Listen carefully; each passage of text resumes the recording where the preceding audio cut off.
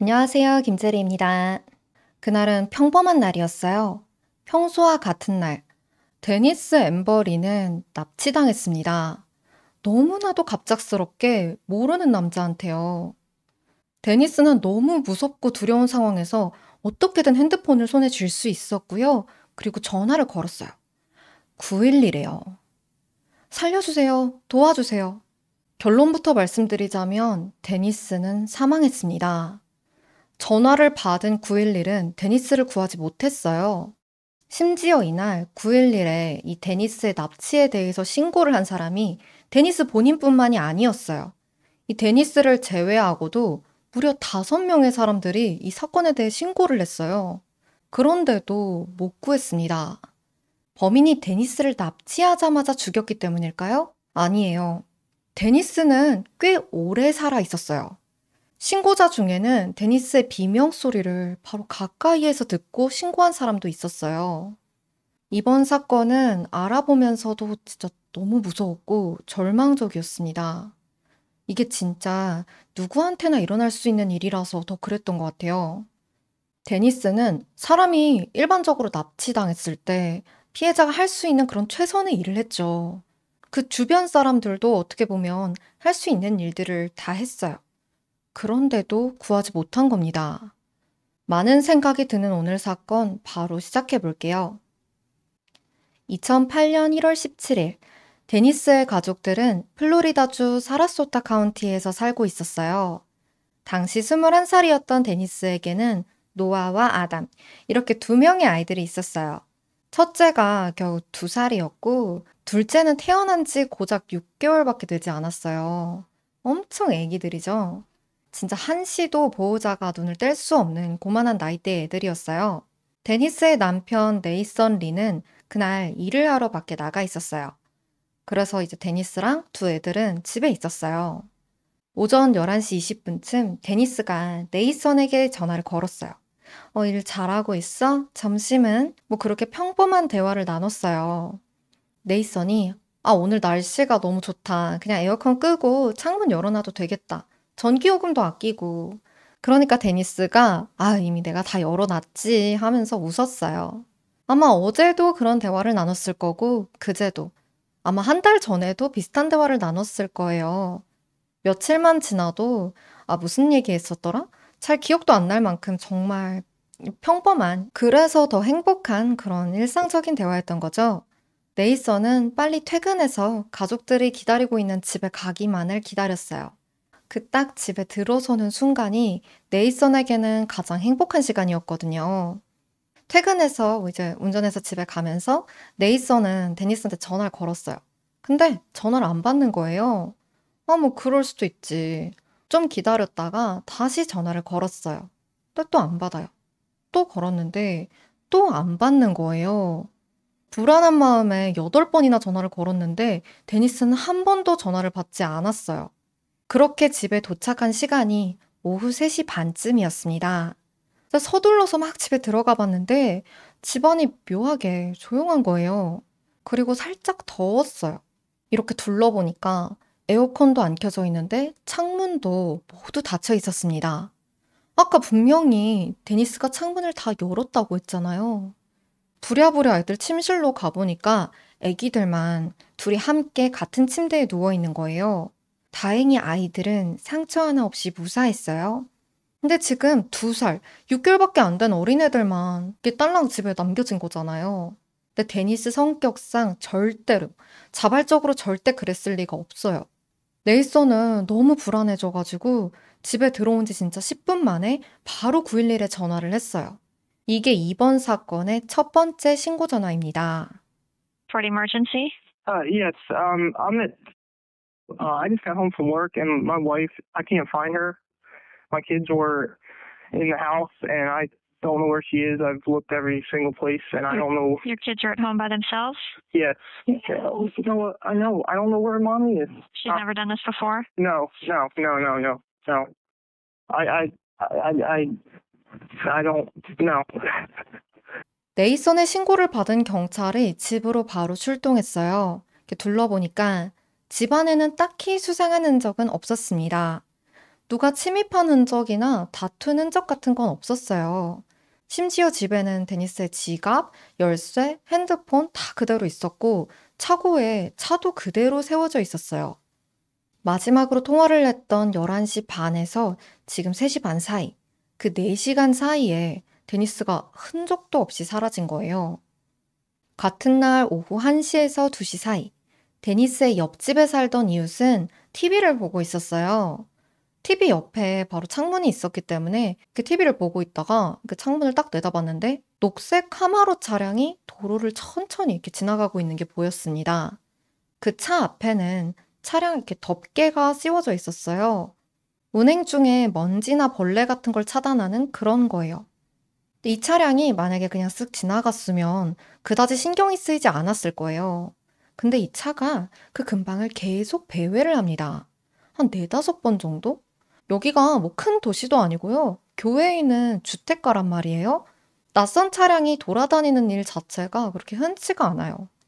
혹시 가다가 길이라도 잃었나?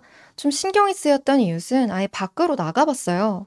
이때 그 차를 운전하고 있던 사람이랑 눈이 마주칩니다. 그 사람은 그냥 녹색 카마로를 천천히 운전을 해서 데니스의 집 진입로로 향했어요. 그래서 이웃 사람은 뭐 손님인가 싶어서 다시 집으로 들어갔는데 아무리 생각해도 너무 신경이 쓰이는 거예요. 그래서 몇 분 후에 다시 나가봤어요. 아까 그 차는 데니스의 집을 떠나서 이렇게 유유히 사라지고 있었습니다. 그리고 그 차에는 납치된 데니스가 타고 있었어요.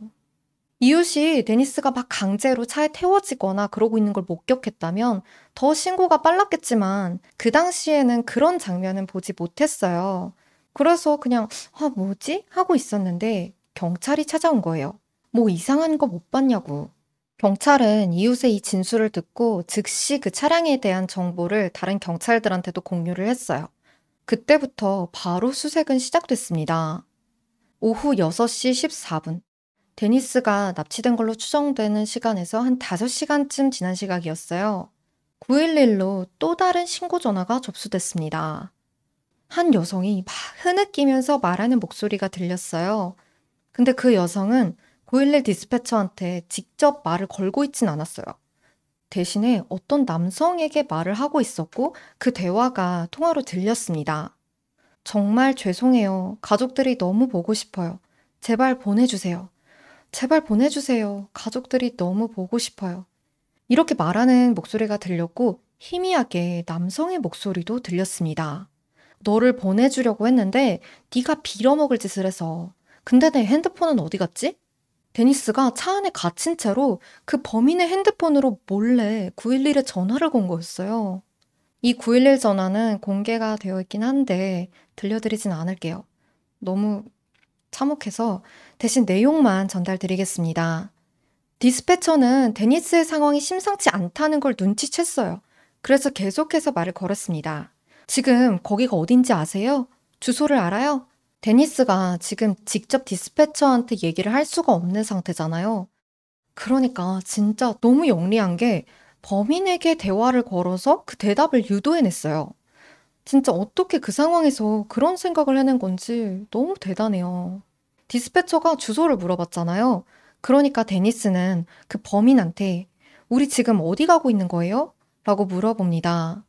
그러자 남자가 네가 한 일 때문에 우리 위로 돌아가야 돼 라고 했어요.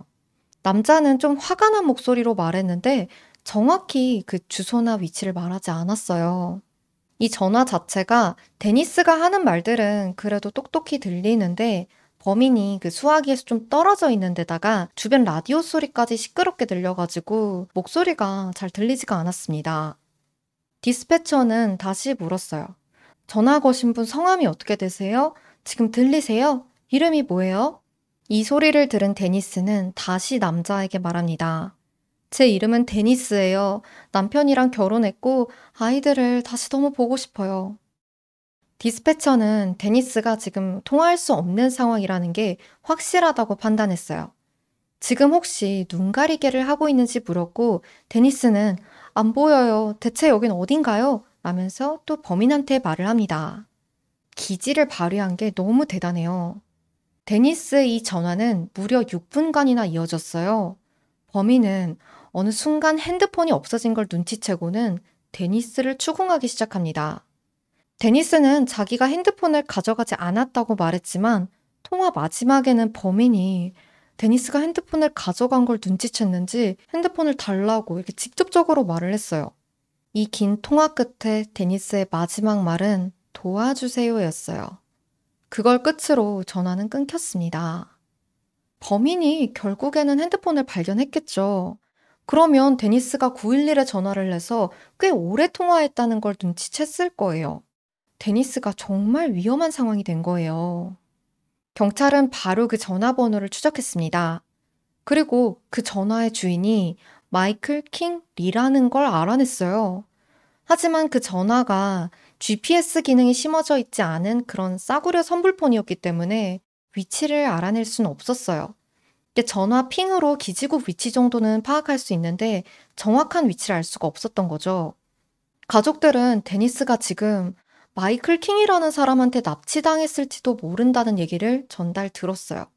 완전 처음 듣는 이름이었습니다. 데니스의 그 전화가 끊어진 다음 진짜 몇 분도 안 지나서 911에 다른 신고 전화가 또 걸려왔어요. 전화를 건 건 사브리나라는 여성이었습니다.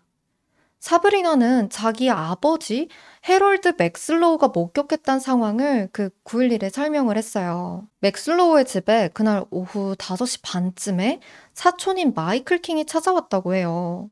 연락도 없이 그냥 갑자기 찾아왔대요. 킹은 맥슬로우한테 가서 잔디깎기가 마당에 끼어가지고 그걸 좀 빼내야 된다고 도구를 좀 빌려달라고 했어요. 손전등, 그리고 가솔린통, 삽을요. 맥슬로우는 아무런 의심도 하지 않고 알겠다고 하고 그 도구들을 킹한테 빌려줬어요. 킹은 도구들을 받아서 바로 집을 떠나려고 했어요. 그래서 그 도구들을 들고 자기 차로 막 걸어가고 있는데 차 안에서 어떤 여성의 목소리가 들리는 거예요. 경찰 좀 불러주세요. 맥슬로우는 집에 들어가다 말고 그 소리를 듣고 뒤돌아서서 다시 다가갔어요. 뭐야? 지금 무슨 소리야? 그렇게 물어보니까 킹이 차 옆에서 이렇게 고개를 들면서 아무것도 아니야. 걱정하지 마. 라고 하는 거예요. 맥슬로우는 그걸 듣고 그냥 다시 집으로 가려다가 역시 뭔가 이상하다고 생각해서 길 끝에 멈춰서 가지고 이렇게 해가지고 차를 계속 관찰했어요. 킹이 차 안에 탄 다음에 그 차 콘솔 위로 기어 올라가서 뒷좌석으로 몸을 틀었습니다. 콘솔이 그 조수석이랑 운전석 사이에 있는 그 박스예요. 맥슬로우는 그 킹의 몸 너머 뒷좌석에 머리가 어깨 길이 정도 되는 여성이 타고 있는 걸 봤어요. 킹은 그 여자의 머리를 이렇게 뒷좌석에 내려 눌렀고 그러면서 그 여성의 무릎이 이렇게 위로 들리는 걸 봤습니다. 킹은 여자를 그렇게 제압하고 다시 운전석에 앉아서 차를 운전해 빠져나갔어요. 맥슬로우는 이걸 다 목격한 거예요. 그러면 바로 신고를 해야죠. 하지만 대신에 맥슬로우는 킹의 말이 진짜인지 아닌지 확인을 해야겠다고 생각했어요. 그래서 자기 차를 몰아서 킹의 집으로 향했습니다. 킹의 집에 도착해서 마당을 살펴봤는데 끼어있다던 그 잔디깎기 기계는 보이지도 않았어요. 킹의 차도 보이지 않았습니다. 킹이 먼저 출발했으니까 먼저 집에 도착했어야 되잖아요? 근데 집에 오지 않은 거죠. 맥슬로우는 딸 사브리나한테 전화해서 이 모든 사실을 그대로 전했어요. 그래서 이 얘기를 들은 사브리나가 911에 전화를 해서 이 모든 걸 알린 거예요.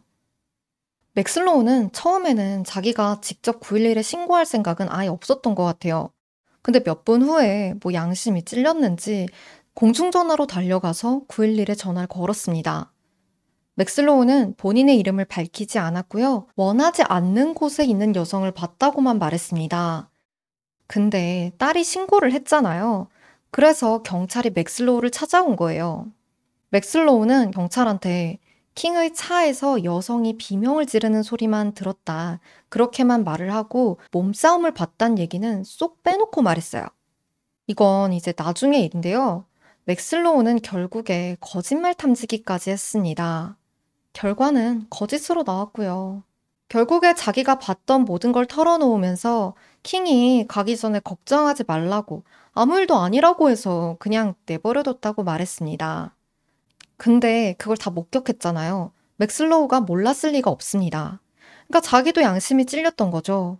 충분히 뭔가를 할 수 있었음에도 불구하고 아무것도 하지 않았던 게. 그래놓고 나중에 딸 사브리나한테 자기를 나쁜 사람으로 보이게 만들었다면서 전화로 막 화내고 소리 지르고 했어요. 그냥 차라리 그 상황이 너무 무서워서 킹이 보복할까봐, 나한테도 뭔가 저지를까봐 그게 무서워가지고 바로 킹을 말리지 못했다고 하면 그래도 그건 어떻게 이해를 해보겠어요. 물론 그것도 그러면 안 되죠. 무슨 이유에서든 누가 사람을 강제로 그렇게 차에 태워서 납치해 가려고 하면 바로 신고를 해야죠. 근데 그 상황을 방관했으면서 자기가 나쁜 사람은 되고 싶지 않아가지고 거짓말까지 한 거예요. 아무튼 아까 데니스가 전화 걸었던 그 핸드폰의 번호도 킹의 번호였고 맥슬로우에다가 사브리나의 신고 전화까지 더해지면서 킹이 데니스를 강제적으로 데리고 있다는 게 확인되었어요. 경찰은 바로 마이클 킹의 집으로 출동했습니다. 집 문을 따고 안으로 진입했는데 그 집에는 아무도 없었어요. 킹도 없었고 데니스도 없었습니다. 집 안에는 가구 자체가 그렇게 많지 않았어요. 거의 없었어요. 침실 창문은 노란색 담요로 가려져 있었고 바닥에는 곰돌이푸 담요랑 베개 그리고 머리카락이 붙어 있는 사용 후에 버려진 덕테이프 조각이 있었습니다. 창고 쓰레기통에서도 머리카락이 붙은 덕테이프가 추가로 발견되었어요. 나중에 그 머리카락들은 데니스의 것으로 밝혀졌어요. 그리고 그 바닥에 있던 곰돌이푸 담요에서는 혈액과 정액이 발견되었습니다. 데니스의 혈액과 킹의 정액이었어요. 킹은 데니스를 납치한 다음에 바로 자기 집으로 데려와서 성폭행했고 다시 차에 태워가지고 나갔던 거예요.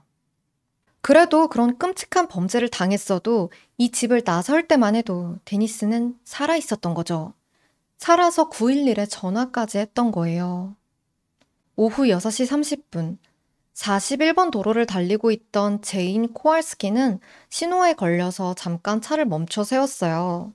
신호가 초록불로 받기를 기다리고 있는데 옆 차선에 있는 차에서 처절한 비명 소리가 들리는 거예요. 저희는 깜짝 놀라서 옆에 있는 차를 쳐다봤어요. 그리고 그 옆 차선에 있는 녹색 카마로의 운전자랑 눈이 마주쳤습니다. 남자는 눈이 마주치고 나서 몸을 돌리더니 뒷좌석에 있는 무언가를 막 눌렀어요. 남자가 다시 몸을 돌려서 앞을 보는 순간 뒷좌석에서 손이 쑥 올라오더니 차 창문을 막 두드리는 거예요. 이때 신호등이 초록불로 바뀌었고 제이는 이 수상한 옆차의 번호판을 확인해야겠다고 생각했어요. 그러려면 이 옆차가 먼저 이렇게 가야지 뒤에서 번호판을 볼 수가 있잖아요. 그래서 엑셀을 안 밟고 잠깐 기다리고 있는데 이 옆차도 그걸 알았는지 출발을 안 하는 거예요. 결국 제인의 뒷차들이 막 빵빵거리기 시작했고 제인은 먼저 출발할 수밖에 없었습니다. 그 녹색 카마로 차량은 제인이 출발하자마자 제인의 뒤로 차선을 바꿨어요. 제인은 어쩔 수 없이 그 상태로 911에 전화를 걸었고요. 자기가 보고 들은 그 상황들을 설명했어요. 제인은 당시에 그 비명소리를 어린아이의 비명소리라고 생각해서 아이가 납치당하고 있다고 생각을 했어요. 신고 전화를 하면서 자기 위치와 그 카마로 차량의 움직임까지 설명을 하고 있었는데 갑자기 녹색 카마로가 차선을 바꿔서는 톨레도 블레이드 대로 쪽으로 좌회전해서 가버렸어요. 제인도 쫓아가고 싶었는데 그때가 퇴근 시간이었어요. 차들이 많아가지고 바로 차선을 바꿀 수가 없어서 결국에 놓치게 되었습니다. 이게 끝이 아니에요. 오후 7시쯤에 숀 존슨도 신호등에 멈춰 서 있었습니다. 근데 그 앞을 지나가던 녹색 카마로 차량 안에서 여성의 비명소리가 들리는 거예요. 그래서 숀도 바로 신고를 했습니다. 이렇게 남편 네이선, 데니스 본인, 사브리나와 맥슬로우, 제인, 숀 5건의 그 신고 전화가 접수가 된 거예요. 네이선이 데니스의 실종을 신고한 지 3시간 반이 지났을 때만 해도 분명히 데니스가 살아있었다는 거죠. 그리고 6시 15분부터는 거의 실시간으로 위치가 신고되고 있는 상황이었어요. 근데도 그 차를 바로 못 잡은 거예요. 이걸 어떻게, 왜 바로 못 잡았는지는 이따가 더 자세히 말씀드릴게요. 데니스를 찾기 위해서 헬리콥터에 군까지 동원되었어요. 지역 경찰관들에게 녹색 카마로 차량과 그 차량 번호, 운전자인 그 마이클 킹의 운전면허에 대한 정보가 쫙 공유가 되었고요. 마지막 신고로부터 2시간쯤 지난 오후 9시경, 톨레도 블레이드대로에 배치되어 있었던 경찰은 전달받은 거랑 같은 번호판을 달고 있는 녹색 카마로 차량을 발견했어요. 바로 그 차량을 쫓아갔고요. 차량을 멈춰 세웠습니다. 경찰은 운전자에게 차에서 당장 내리라고 명령했지만 운전자는 내리지 않았어요.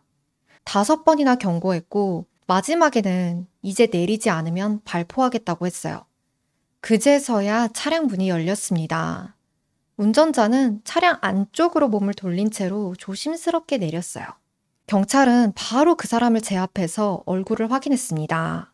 마이클 킹의 운전면허증 사진이랑 일치하는 사람이었어요. 킹을 잡은 거예요. 하지만 그의 차량 안에 데니스는 없었습니다. 체포될 때 킹의 그 신발 밑창은 진흙 투성이었고요. 허리 아래쪽으로는 다 젖어 있었어요. 킹의 핸드폰은 배터리와 심카드가 아예 분리된 상태였습니다. 차량 안에서는 기름통, 담요, 흙이 묻은 삽이 발견되었어요. 맥슬로우가 아까 빌려줬었던 그 삽이었습니다. 차량 안에서는 혈흔, 머리카락, 손바닥 자국, 혈흔은 아닌데 그와 유사하게 좀 끈적이는 액체 같은 게 발견되었어요. 나중에 DNA 검사를 통해서 그게 다 제니스의 것이었다는 게 밝혀지긴 했지만 그 전에도 이미 남편 네이선은 거기에 제니스가 있었다는 걸 바로 알 수 있었어요. 차량 바닥에서 하트 모양 반지가 발견됐거든요. 이 반지는 데니스와 네이선에게 정말 큰 의미가 있던 반지였습니다. 데니스는 어릴 적에 조용하고 수줍음이 많던 아이였어요. 책 읽는 걸 좋아했고 공부도 곧잘 했는데 특히나 수학을 잘했다고 해요. 이렇게 얌전한 데니스에게 어느 날부터 자꾸 눈에 밟히는 남자가 생겼어요. 바로 같은 학교를 다니던 네이선이었습니다. 네이선은 데니스랑 성격이 완전 달랐거든요. 엄청 활발하고 친구들이랑 좀 왁자지껄하게 어울리는 그런 괄괄한 타입이었어요. 그런 네이선에게 이 내성적이었던 데니스가 먼저 데이트 신청을 했습니다. 네이선은 데니스보다 2살이 많았기 때문에 그때 이미 학교를 졸업한 상태였는데 데니스가 용기를 낸 거예요. 그만큼이나 네이선이 마음에 들었던 거죠. 이 귀여운 커플은 만나서 대화를 나눈 지 얼마 되지도 않아서 서로가 마음에 쏙 들었어요. 그렇게 서로 만나기로 하고 3주 뒤가 발렌타인데이였어요. 이날도 2사람은 데이트를 했는데 이게 첫 기념일인 거예요. 만난 지 얼마 안 됐으니까 서로 취향도 잘 모르고 이럴 때 선물 고르는 게 진짜 어렵잖아요. 네이선은 고민하다가 아예 데니스를 데리고 액세서리 가게로 들어갔어요. 데니스는 기뻐하면서 $40짜리 하트 모양 반지를 골랐습니다. 이날 이후로 데니스는 항상 그 반지를 끼고 다녔어요. 이제 결혼하게 되면서 결혼 반지도 따로 맞췄는데도요. 그만큼 그때 기억이 데니스한텐 너무 소중했던 거예요. 그 소중한 데니스의 반지가 킹의 차량 바닥에 떨어져 있었던 겁니다. 그 반지는 데니스의 손가락에 딱 맞았기 때문에 이게 몸을 움직이다가 그냥 빠졌을 리는 없어요.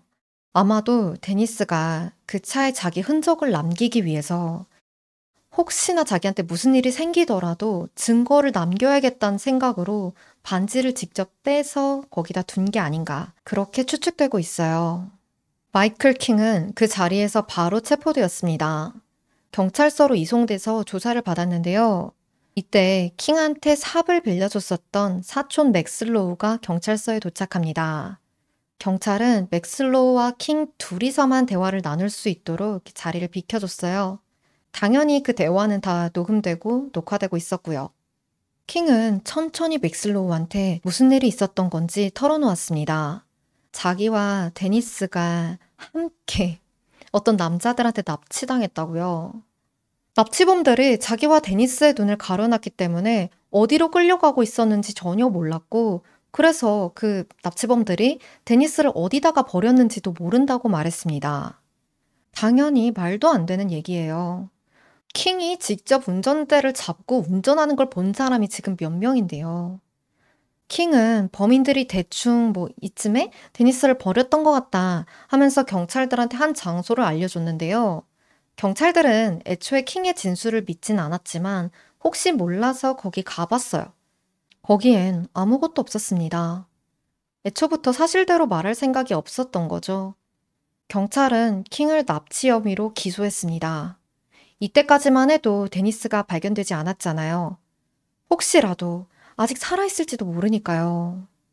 다음 날도 수색은 계속 이어졌어요. 경찰은 킹을 체포한 곳에서 800m 정도 떨어진 곳에 땅이 한번 파였던 것 같은 흔적을 발견했어요. 그 흙을 이렇게 뒤져보니까 혈흔 같은 게 있는 거예요. 다음 날 바로 발굴 작업이 시작되었고 1m쯤 파내려갔을 때 나체로 태아처럼 웅크린 채 옆으로 누워있는 데니스의 시신이 발견되었습니다. 데니스의 머리에는 총상이 하나 있었어요. 애초에 죽일 마음이 있었으니까 머리를 쏜 거고 죽은 걸 알고 땅에 묻었으면서 경찰에 그렇게 거짓말을 했던 거예요. 데니스의 이 비극적인 사망 소식이 뉴스를 타고 퍼져나갔고 제인 코알스키도 그 뉴스를 보게 되었어요. 그리고 알게 됐죠. 자기가 전날에 신고했었던 그 녹색 카마론 차량에서 납치를 당하고 있던 게 어떤 아이가 아니라 데니스였다는 걸요. 제이는 그날 9분 동안이나 한참 동안 그 킹의 차를 쫓았잖아요. 그래서 경찰에 먼저 전화를 해가지고 저 어제 911에 신고했었던 그 제인이에요. 혹시나 뭐 더 필요한 정보 있을까 봐요. 이렇게 말을 했어요. 근데 그걸 들은 경찰이 에? 누구요? 무슨 신고요? 이러는 거예요. 그러니까 그때까지도 경찰은 제인이 누군지도 모르고 있었던 거예요. 전날 제인이 전화를 걸었던 장소가 사라소타 카운티와 샬럿 카운티의 그 경계 부근이었어요. 그 전에 다른 신고들은 다 사라소타 카운티로 연결되었는데 제인의 위치가 애매하다 보니까 그 신고가 샬럿 카운티로 연결이 된 거예요. 전화를 받은 911 디스패처는 그게 굉장히 심각한 상황인 걸 인지했어요. 원래 이런 상황에서 그 디스패처는 무전 담당자들한테 정보를 전달을 해야 되거든요. 그 무전 담당자들은 그 정보를 그 근처에 배치되어 있는 경찰들에게 알리고 이렇게 배치를 하는 역할을 해요. 원칙적으로 그 디스패처는 전화를 받을 때 그 정보를 컴퓨터 데이터베이스에다가 입력을 해뒀어야 됐어요. 그런데 이 디스패처는 컴퓨터에 입력을 하지 않았고요. 전화를 끊고 나서 복도 너머에 있는 무전 담당자들한테 말로 전달했어요.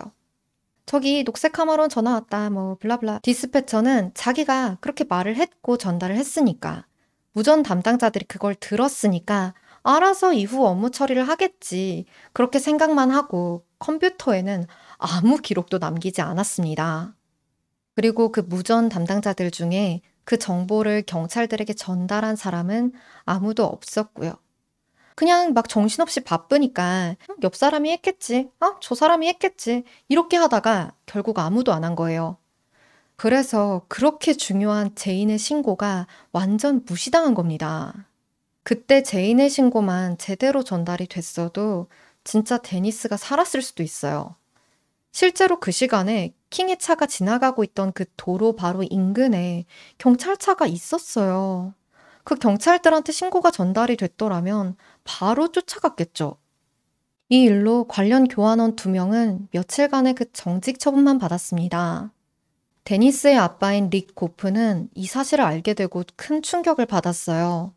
왜냐면 릭 고프는 바로 이 말도 안 되는 실수가 벌어진 샬럿 카운티 보안관 사무소에서 몇십 년이나 근무를 해온 베테랑 형사였기 때문이에요. 그래서 데니스를 찾을 때 자기도 직접 그 수색에 참여도 했고요. 크게 보면 같은 일을 해온 사람들이 데니스를 살릴 수 있는 기회를 날린 거예요. 데니스가 땅속에서 발견된 후로도 수색은 계속되었어요. 데니스가 발견된 곳 근처에서는 9mm 탄피가 하나 발견되었고 200m쯤 떨어진 곳에서 데니스의 속옷과 셔츠가 발견되었습니다. 데니스의 속옷에서는 킹의 정액이 검출되었어요. 부검 결과 킹이 데니스의 머리에 총을 직접 갖다 대고 쏜 것으로 확인되었어요. 그러면서 데니스의 눈이 크게 손상되었다고 합니다. 앞서서 그 차의 혈액 말고도 다른 끈적이는 체액이 발견됐다고 말씀드렸죠.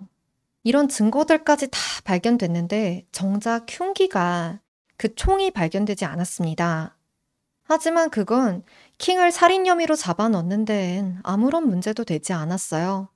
데니스가 납치되던 그날 오전, 킹이 자기 지인인 살바도르와 함께 인근 사격장에서 함께 사격 연습을 했다는 게 밝혀졌거든요. 킹은 카마로 조수석 아래에서 권총을 꺼내왔습니다. 그 총은 9mm 구경 권총이었어요. 살바도르는 사격 연습이 다 끝나고 나서 킹이 다시 그 카마로의 조수석 아래, 원래 있던 곳에다가 총을 다시 넣는 걸 직접 목격했다고 해요.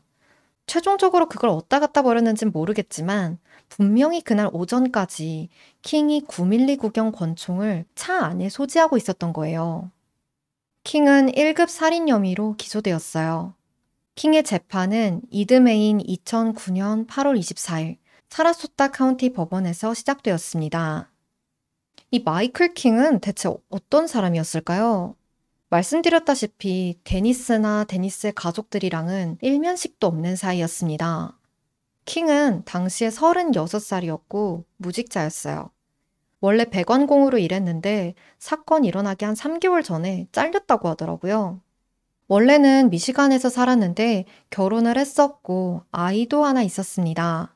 근데 와이프가 다른 사람이랑 바람이 나서 그를 떠나버렸고 결국 이혼을 하고 이 플로리다로 이사를 왔다고 해요.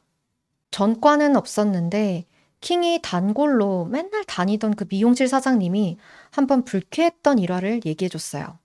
어느 날 킹이 어떤 여자애랑 같이 그 미용실에 나타난 거예요. 그 여자애가 자기가 15살이라고 해서 사장님은 그게 이제 딸이나 뭐 조카인 줄 알았어요. 근데 갑자기 난데없이 그 미용실 데스크에서 둘이 키스를 했다는 거예요. 당연히 사장님은 불쾌했죠. 애가 15살이라는데. 두 사람은 서로를 인터넷에서 알게 됐다고 말했습니다. 이거 말고도 킹이 근무했던 곳에서도 충격적인 진술이 나왔어요. 킹이 자기가 근무 중일 때 다른 여성들한테 노출 행위를 했고 성폭행을 했다는 얘기까지 나왔어요. 하지만 이 일들이 경찰에 신고되진 않았어요. 그러니까 원래도 그런 좀 변태 같은 놈이었던 거예요. 그런 짓을 했을 때 깜빵에 들어갔어야 되는데 운 좋게 이걸 운이 좋았다고 해야 될지 어쨌든 넘어간 거죠. 검찰은 앞서 제가 말씀드렸던 그런 증거들을 바탕으로 킹의 유죄를 입증해 나갔고 변호인은 킹의 무죄를 입증하기 위해서 진짜 별짓을 다 했어요. 사격장에 함께 갔던 그 친구 살바도르가 실은 오후에 다시 킹이랑 합류했고 그가 데니스를 죽였을 수도 있는 거 아니냐. 이런 증거도 없고 근거도 없는 말도 안 되는 가능성을 제기했는데요. 법원이 다행히 배심원단들한테 변호인이 이거 관련해가지고 살바도르한테 했던 그 모든 질문들을 아예 무시하라고 딱 잘라서 말했어요. 근거 없는 추론은 허용되지 않는다고요. 2009년 9월 4일 배심원단은 12대 0으로 만장일치로 사용을 권고했어요. 선고일이 3개월 뒤인 12월 4일로 정해졌는데 그 사이에 킹의 변호인 측은 여러 가지 자료들을 제출했어요. 이제 유죄는 확정되었고 어떻게든 형량을 줄여보려고 노력을 한 거예요. 이럴 때 가장 쓰기 좋은 게 뭐예요? 정신적 문제. 킹 측에서는 뇌 기능을 평가할 수 있는 페트 검사 결과를 제출했는데요. 그 결과 킹의 뇌 전두엽에서 비정상적인 활동이 관찰됐다고 해요. 이게 선천적이라기보다는 외상성 뇌 손상에 의한 거라고 하는데요. 킹이 6살 때 썰매를 타다가 사고가 나가지고 머리를 다쳤었대요. 그래서 재판이 일어나던 그때도 머리에 움푹 파인 부분이 있었다고 하더라고요. 그렇게 전두엽이 손상돼서 판단력이 저하됐고 충동 조절하는 데 어려움을 겪었고 현실과 환상을 구분하는 데 어려움을 겪었다. 그러니까 이 말을 하고 싶었던 거죠. 킹의 가족들은 킹이 이 썰매 사고 이후로 완전히 다른 사람이 돼버렸다고 증언했습니다. 13살 때는 형이랑 막 칼싸움 같은 걸 하고 놀다가 자기의 그 역할에 너무 몰입한 나머지 형을 거의 죽일 뻔했다고 해요. 17살 때는 텍사스 전기톱 살인사건 그 영화를 보고 나서 진짜 어디서 전기톱을 구해다 와가지고 무표정한 얼굴로 가족들을 쫓아다니기도 했다고 해요. 근데 이 정도로 심각하게 그 현실이랑 환상이 구분이 안 되면, 그리고 그렇게까지 폭력성을 드러내면 치료를 해야 되잖아요. 꾸준히 병원도 다니고 필요하면 입원 치료도 하고. 근데 그런 건 안 했습니다. 킹의 IQ 검사도 이뤄졌는데 이건 좀 논란이 있긴 해요. 근데 결과적으로는 80 몇 정도 될 거라고 해요. 그 검사 결과는 IQ가 76으로 나왔는데 신뢰성 검사 결과 킹이 그 테스트 자체에 제대로 임하지 않았다는 결과가 나왔거든요. 가명에 IQ가 낮은 게 더 도움이 될 거라고 판단해서 그렇게 대충 검사에 임한 거예요. 어쨌든 킹의 그 IQ 검사 결과 경계선 지능에 해당한다고 해요. 그런데 이 경계선 지능 자체는 범죄와는 아무런 상관이 없죠. 그리고 그 전두엽 손상이랑 킹의 그런 현실과 환상을 잘 구분하지 못하는 것도 딱히 관련이 없다고 해요. 킹은 평소에 두통이랑 약간 그 윙윙거리는 그런 약간 자기만 들리는 거슬리는 소리들에 시달렸는데 최근에 극심한 스트레스를 받으면서 그게 더 악화되었다고 주장합니다.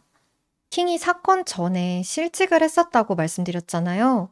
그 즈음에서 사귀고 있던 여자친구랑도 헤어졌고 이유는 잘 모르겠는데 집도 잃었고 완전 파산 위기였다고 해요. 이런 일들을 겪으면서 가족들은 최근에 킹의 증세들이 더 심해졌다고 말했습니다. 사건 이틀 전에는 이웃들이 자기를 창문으로 지켜보고 있다고 그런 있지도 않은 일로 혼자 막 불안해했다고 해요. 딴 건 모르겠고 그 얘기들이 다 진짜라면 병원에 갔어야죠. 병원에 가서 치료를 받았어야죠. 하지만 킹이 치료를 받았다는 뭐 그런 기록들은 없었습니다.